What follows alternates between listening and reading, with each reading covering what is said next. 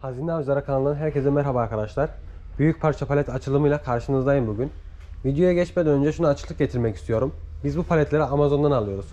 Amazon'a bu paletleri alabilmek için depozito verdik. Daha sonra paletin ücretini ödeyip o şekilde alıyoruz paletleri. Bu iş modeli Amerika'da çok yaygın. Bizim 8 adet aktif mağazamız var. Burası da mağazanın deposu, arka tarafı. Türkiye'de fazlasıyla dolandırıcı var. Amazon paletleri sattığını söyleyen. Böyle bir şey yok arkadaşlar. Getirsek biz getiririz zaten. Zamanı geldiğinde size bu paletlere nasıl ulaşabileceğinizi açıklama videosu çekip paylaşacağım. Şimdi paletimize geçebiliriz. Görmüş olduğunuz palete 980 dolar ödedim. Ürün sayısı az gibi gözüküyor ama dediğim gibi sayısı değil, değeri önemli bizim için. Normalde streçliydi ama gördüğünüz gibi ben dayanamayıp videoyu beklemedim. Streçini açtım. Çöpü de burada.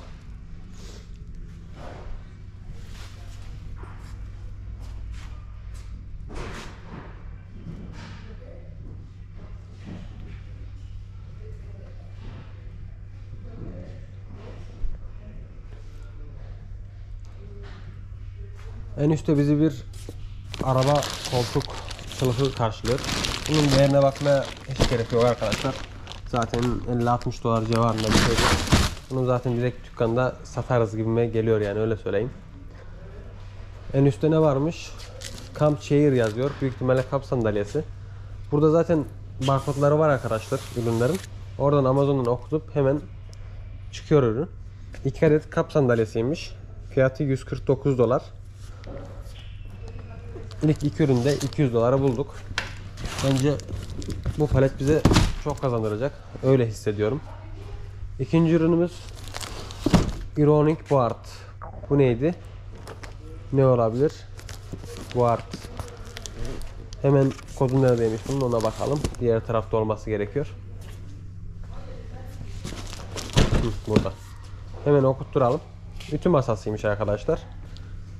86 dolar. 200-250 dolar desek. Oo, 3 parçada gerçekten güzel yol kat ettik. Bunu geçelim. Veya geçmeyelim. Nerede bunun barkodu? Burada. Hemen bunun barkodunu da okutturalım arkadaşlar.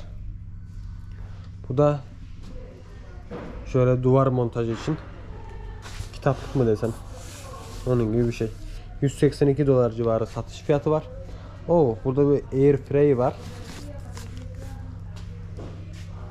Bu pahalı bir şeye benziyor. Gerçekten paleti kurtaracak mı? Yok arkadaşlar, bunun ücreti de 160 dolarmış. Umduğumuzu bunda da bulamadık maalesef. Bunu da alalım, arabamıza koyalım buraya.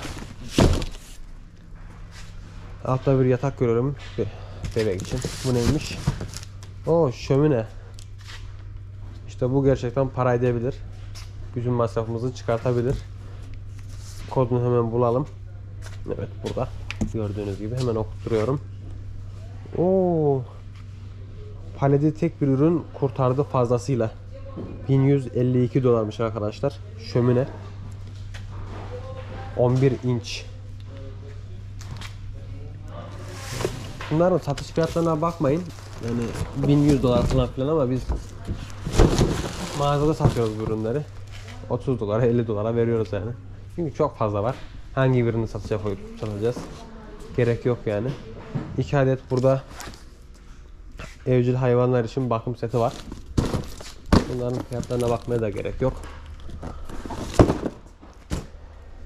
Evet, küçük ürünler de koymuşlar.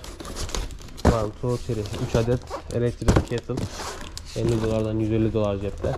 Bunların fiyatı da 100 dolar civarında. 200 dolarımız da orada. Elektrik spin. Bu lavaboları açmak için her hafta çıkıyor bu ürünlerde. Lavaboları temizlemek için elektrikli süpürge gibi bir şey arkadaşlar. 4 adet de buradan var. 50 dolardan 200 dolarımızı da cebimize koyduk. Küçük çocuklar için havuz. 1, 2, 3, 4, 5, 25 dolardan 125 dolar. 50 dolardan 4 tane mini projektör. Küçük parçalarda bizi fazlasıyla kurtardı. Burada farklı bir kutu var arkadaşlar. Hemen bakalım. Kodu burada.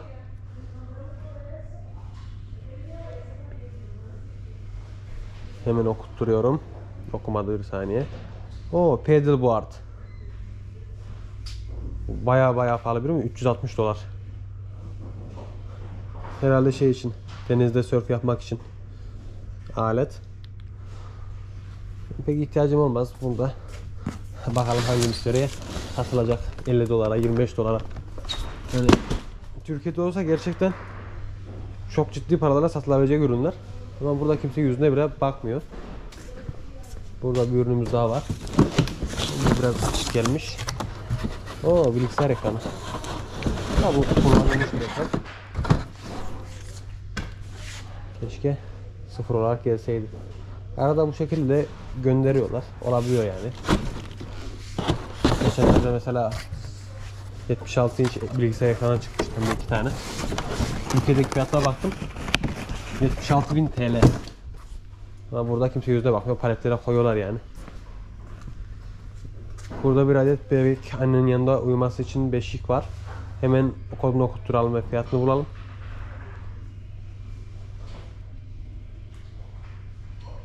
$239 arkadaşlar. Amazon satış fiyatı. Zaten şömine fazlasıyla karşıladı. Burada büyük bir kutumuz var. Hemen onu da okutturalım. Son ürün zaten. Onun kodu nerede? Onun kodu da burada. Hemen Amazon'a giriyoruz. Bu da çocuklar için salıncak, kaydırak takımıymış. $189 satış fiyatı var. Arkadaşlar biz bu ürünleri mağazamızda satıyoruz.